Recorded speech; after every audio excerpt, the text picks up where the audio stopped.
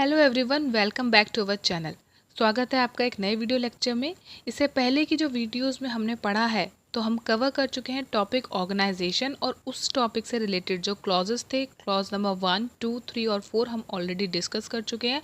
उसके बाद हमने जो नेक्स्ट टॉपिक पढ़ा था वो था बिजनेस आवर्स, और उससे रिलेटेड जो क्लॉज थे, क्लॉज नंबर 5, 7 और 8, उन्हें भी हम डिस्कस कर चुके हैं। ओके तो आज के वीडियो लेक्चर में हम पढ़ना स्टार्ट करेंगे एक नया टॉपिक, और टॉपिक का नाम है पेमेंट ऑफ पोस्टेज, यानी कि डाक का भुगतान। ओके तो स्टार्ट करते हैं clause number 9। Desirability of pre payment of postage, यानी डाक प्रभार के पूर्व भुगतान की वांछितता।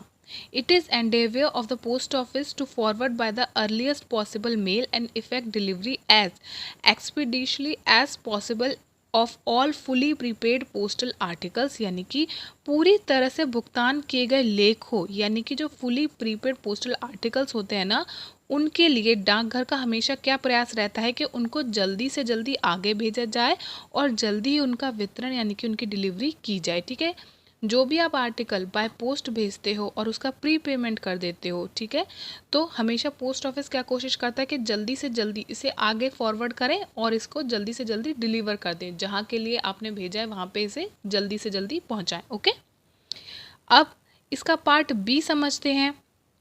सपोज करिए कि कोई आर्टिकल आपने भेजा लेकिन वो अनपेड भेजा, या फिर उस पर जितना पोस्टेज लगना चाहिए था उतना नहीं लगा के भेजा। ठीक है, कोई आर्टिकल था उस पर सपोज करिए 10 रुपीज़ की टिकट लगनी थी और आपने सिर्फ 5 रुपीज़ की लगाई है ना, तो यहाँ पे आपने क्या किया, पोस्टेज पूरा नहीं लगाया। ठीक है, तो ऐसे आर्टिकल्स के साथ क्या होता है अब वो समझते हैं।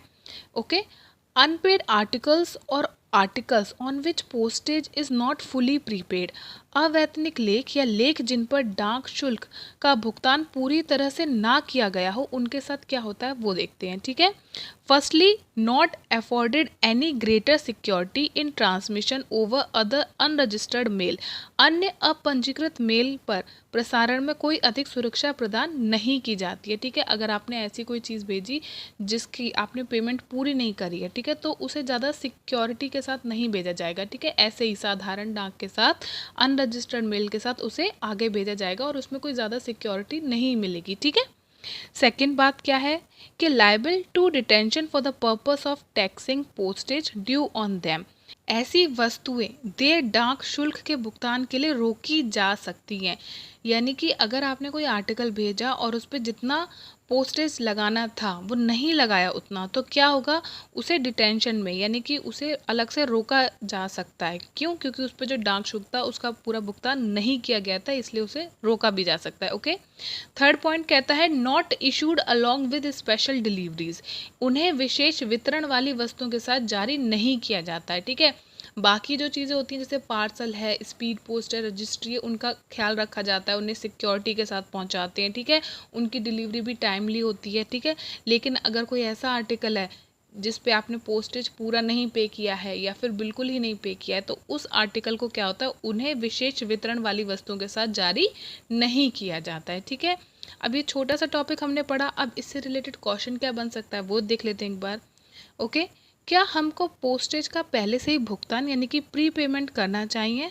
तो इसका जवाब है हाँ, हमें कोई भी आर्टिकल हमेशा रजिस्टर्ड करा के भेजना चाहिए। इसके हमें दो फायदे मिलेंगे, पहला तो फास्ट डिलीवरी, और सेकंड क्या होगा, आर्टिकल को सेफली जहां वो पहुंचना है वहां तक पहुंचाया जाएगा। ओके, ये आप करके भी देख सकते हैं। कभी आप रजिस्टर्ड करके आर्टिकल भेजते हो, स्पीड पोस्ट से भेजते हो, तो क्या होता है 3 to 4 वर्किंग डेज में वो पहुंच जाता है। ओके, अब सेकंड क्वेश्चन क्या कहता है, अगर हम किसी आर्टिकल को बिना रजिस्टर करके भेजते हैं तो फिर उसके साथ क्या होता है?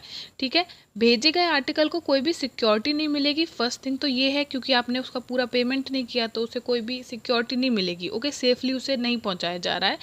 उसे अलग से जांच के लिए रखा भी जा सकता है, क्योंकि उस पर जो पोस्टेज है वो ड्यू है, तो उसे अलग से जांच के लिए रख सकते हैं डिटेंशन में। ओके, और कोई विशेष डिलीवरी की सुविधा भी नहीं उसे उपलब्ध कराई जाएगी। ओके, इसलिए हमेशा आर्टिकल को रजिस्टर करा के भेजना चाहिए। ठीक है, क्योंकि अगर रजिस्टर नहीं कराएंगे तो ना तो उसे कोई सिक्योरिटी मिलेगी, उसे डिटेंशन में रख भी सकते हैं जाँच के लिए, और उसे विशेष डिलीवरी की सुविधा भी नहीं कराई जाएगी। ओके, इस वीडियो में इतना ही। अंत तक देखने के लिए आपका बहुत बहुत शुक्रिया।